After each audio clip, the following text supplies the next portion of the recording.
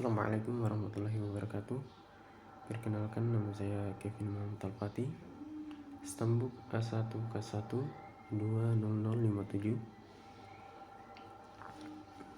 dengan dosen pengampu Mustamin Balumbi, SPD MSI. Tujuan dari pembuatan video ini yaitu untuk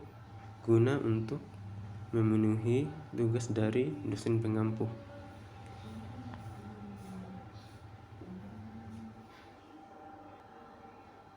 Pertama-tama saya akan melihatkan laporan saya dengan judul ekologi.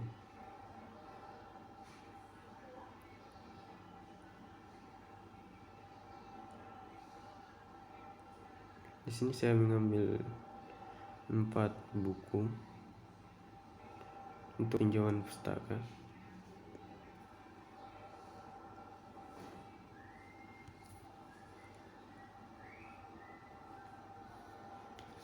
Baiklah, saya akan mempresentasikan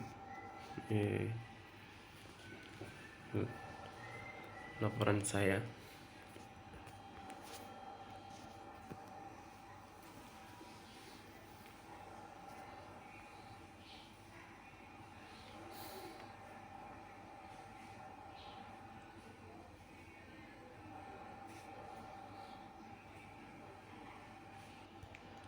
Yang berjudul ekologi. Apa itu ekologi? Ekologi adalah ilmu yang mempelajari interaksi antara organisme dengan lingkungannya. Ekologi berasal dari kata Yunani oikos, habitat, dan logos, ilmu, yang berarti ekologi diartikan sebagai ilmu yang mempelajari baik interaksi antar makhluk hidup maupun interaksi antara makhluk hidup dan lingkungannya. Istilah ekologi pertama kali ditemukan oleh Ernst Haeckel pada tahun 1834 sampai 1914.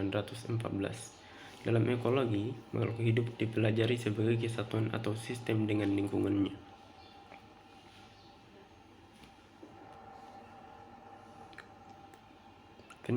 Prinsip ekologi. Pembahasan ekologi tidak lepas dari pembahasan ekosistem dengan berbagai komponen penyusunan, yaitu faktor abiotik dan biotik. Faktor abiotik antara lain suhu, air, kelembapan, cahaya, dan topografi. Sedangkan faktor biotik adalah makhluk hidup yang terdiri dari manusia, hewan, tumbuhan, dan mikroba. Ekologi juga berhubungan erat dengan tingkat-tingkat organisasi makhluk hidup, yaitu populasi, komunitas, dan ekosistem yang saling mempengaruhi dan merupakan suatu sistem yang menunjukkan kesatuan. Faktor biotik. Faktor biotik adalah faktor hidup yang meliputi semua makhluk hidup di bumi, baik tumbuhan maupun hewan. Dalam ekosistem, tumbuhan berperan sebagai produsen, hewan berperan sebagai konsumen, dan mikroorganisme berperan sebagai dekomposer. Dalam mempertahankan hidup, setiap jenis dihadapkan pada masalah-masalah hidup yang kritis. Misalnya, seekor hewan harus mendapatkan makanan, mempertahankan diri terhadap musuh alaminya, serta memelihara anaknya. Untuk mengatasi masalah tersebut, organisme harus memiliki struktur khusus seperti duri, sayap, kantung, atau tanduk. Hewan juga memperlihatkan tingkah laku tertentu seperti membuat sarang atau melakukan migrasi yang jauh untuk mencari makanan.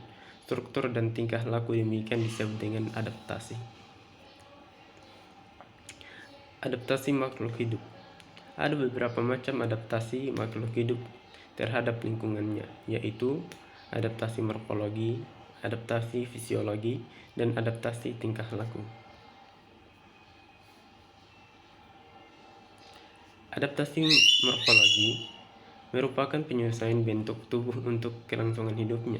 Contohnya, adaptasi morfologi antara lain sebagai berikut: mempunyai gigi khusus, moncong, paruh, akar, dan daun. Adaptasi fisiologi. Adaptasi fisiologi merupakan penyesuaian fungsi fisiologi tubuh untuk mempertahankan hidupnya. Contohnya kelenjar bau pada musang atau perlindungan, kantong tinta cumi, mimikri pada kadal, perubahan kulitnya. Adaptasi tingkah laku. Adaptasi tingkah laku merupakan adaptasi yang didasarkan pada tingkah laku. Contohnya pura-pura tidur atau mati, tupai Virginia, dan migrasi, ikan salam, katak, dan burung. Di sini ada gambar tingkat organisme makhluk hidup. Yang pertama, individu. Individu adalah organisme tunggal seperti seekor tikus, seekor kucing, seperti sebatang pohon jambu, sebatang pohon kelapa, dan seorang manusia. Yang intinya dia tunggal. Populasi. Populasi adalah kumpulan individu sejenis yang hidup pada suatu daerah dan waktu tertentu disebut populasi. Misalnya populasi pohon kelapa atau populasi burung, populasi manusia. Komunitas. Komunitas ialah kumpulan dari berbagai populasi yang hidup pada suatu waktu dan daerah tertentu yang saling berinteraksi dan mempengaruhi satu sama lain. Pada gambar kita dapat melihat itu ada beberapa populasi yang saling berinteraksi. Ekosistem. Ekosistem adalah interaksi komunitas dengan lingkungan, menciptakan kesatuan ekologi yang disebut ekosistem.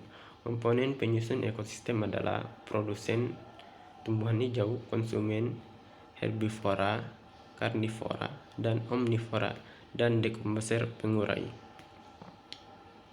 Jadi pada gambar juga kita bisa dapat melihat di situ ada beberapa komunitas yang saling berinteraksi dan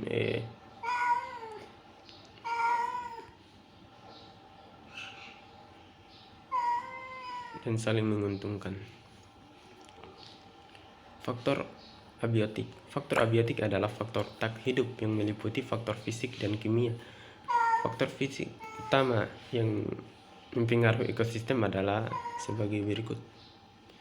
Yang pertama, suhu. Suhu berpengaruh terhadap ekosistem karena suhu merupakan syarat yang diperlukan organisme untuk hidup. Ada jenis-jenis organisme yang hanya dapat hidup pada kisaran suhu tertentu. Kedua, sinar matahari. Sinar matahari mempengaruhi ekosistem secara global karena matahari menentukan suhu. Sinar matahari juga merupakan unsur vital yang dibutuhkan oleh tumbuhan sebagai produsen untuk berfotosintesis. 3. Air. Air berpengaruh terhadap ekosistem karena air dibutuhkan untuk kelangsungan hidup organisme. Bagi tumbuhan, air diperlukan dalam pertumbuhan, perkecambahan, dan penyebaran biji.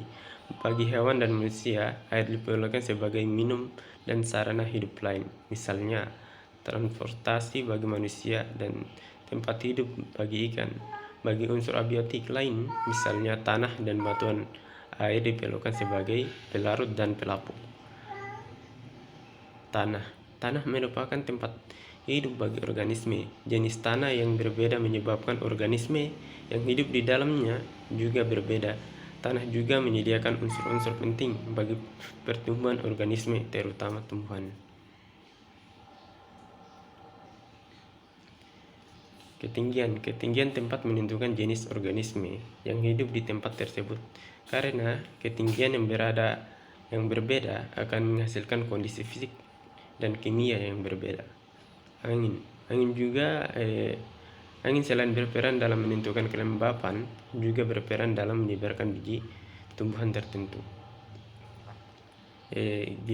Garis lintang. Garis lintang yang berbeda menunjukkan kondisi lingkungan yang berbeda pula. Garis lintang secara tak langsung menyebabkan perbedaan distribusi organisme di permukaan bumi. Ada organisme yang mampu hidup di garis lintang tapi hanya tumbuhan yang tertentu saja, makhluk hidup yang tertentu saja.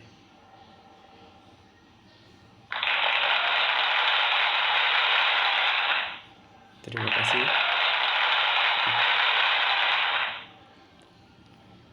Itulah